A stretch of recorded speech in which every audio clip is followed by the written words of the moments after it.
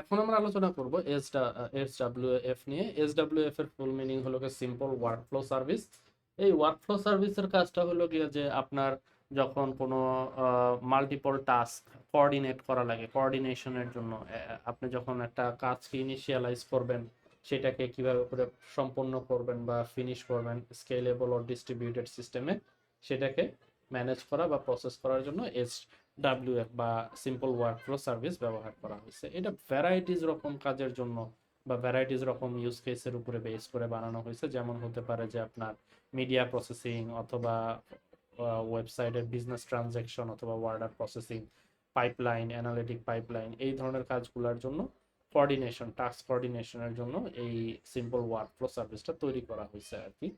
তো the task representation, invocation and various processing step application which performed by executable code service called human interaction or script। আচ্ছা, তো এখন একটা জিনিস প্রশ্ন হতে পারে যে ওইটাও এসকিউএস ও টাস্ক নিয়ে হ্যান্ডেল করে এবং এসডব্লিউএফ ও টাস্ক নিয়ে হ্যান্ডেল করে, তাহলে তাদের মধ্যে বেসিক পার্থক্যটা কি?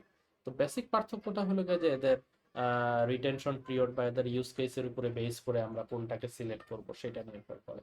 সো একটা হলো যে এটা রিটেনশন পিরিয়ড এসকিউএস এর 14 দিন, আর সিম্পল ওয়ার্কফ্লো সার্ভিসের রিটেনশন পিরিয়ড 1 বছর পর্যন্ত করা যায়, সমস্যা নাই কোনো। তারপরে আরেকটা ব্যাপার হলো গিয়ে যে এটা হলো গিয়ে যে টাস্ক ওরিয়েন্টেড এপিআই, আর এসকিউএস হলো গিয়ে যে মেসেজ ওরিয়েন্টেড এপিআই। তার মানে বুঝাইতেছে এটার মধ্যে এসডব্লিউএফ এর মধ্যে হিউম্যান ইন্টারাকশনের একটা ব্যাপার থাকে, আর এসকিউএস এর মধ্যে মেসেজ ওরিয়েন্টেড, যেহেতু সেটা হলো মেশিন টু মেশিন কমিউনিকেশন যেটা আছে, সেইটার উপরে বেস করে এই কাজটা হয় আর কি। একটা অ্যাপ্লিকেশন থেকে আরেকটা অ্যাপ্লিকেশন, তার মানে একটা মেশিন থেকে আরেকটা মেশিন। কম্পিউটার সায়েন্সের একটা ভালো অধ্যায় আছে, সেটা হলো machine to machine communication, M to M communication. ওই এম টু এম কমিউনিকেশনের ক্ষেত্রে সিম্পল কিউ সার্ভিসটা ব্যবহার করা হয়, আর যেখানে হিউম্যান ইন্টারাকশনের ব্যাপার আছে সেখানে আমরা এসডব্লিউএফটা ব্যবহার করে থাকি। তারপরে হলো গিয়ে যে এসডব্লিউএফ এ কোনো ডুপ্লিকেট টাস্ক তৈরি হওয়ার কোনো সুযোগ নাই, কিন্তু এডব্লিউএস এর এসকিউএস এর যেটা স্ট্যান্ডার্ড কিউ আছে, সেই কিউতে কিন্তু টাস্ক ডুপ্লিকেট হওয়ার পসিবিলিটি আছে। এটা একটা ইম্পর্টেন্ট ফ্যাক্টর। তারপরে হলো গিয়ে যে এইটা এসডব্লিউএফটা সব ধরনের কাজ বা টাস্ক ইভেন্টের ট্র্যাক রাখে, আর এসকিউএস এর এই ধরনের ট্র্যাকিং যদি আমরা রাখতে চাই তাহলে আমাদেরকে নিজেদেরকে অ্যাপ্লিকেশন লেভেলে ট্র্যাকিংটা করতে হবে, যেটা বাই ডিফল্ট বিল্ট ইন ভাবে এসডব্লিউএফ এ দেওয়াই আছে। তো এসডব্লিউএফ এর বিভিন্ন অ্যাক্টর আছে, হলো যে ওয়ার্কফ্লো স্টার্টার।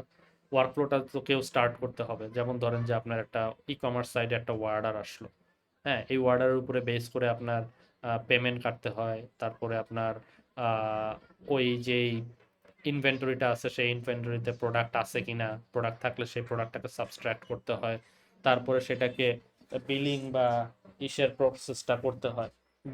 বিলিং এর যে ব্যাপারটা থাকে, সরি না, বিলিং বললাম না, ভুল বলতেছি, যে আপনার সামহাউ যদি অর্ডারটাকে ক্যান্সেল করা লাগে, তারপর অর্ডারটাকে শিপিং বা ফুলফিলমেন্টের জন্য যে কাজগুলো আছে সেইগুলোর জন্য স্টার্টারটা হলো গিয়ে যে শুরুতে, এটা ই কমার্স অ্যাপ্লিকেশন হতে পারে, সেখান থেকে কাজটা স্টার্ট হবে।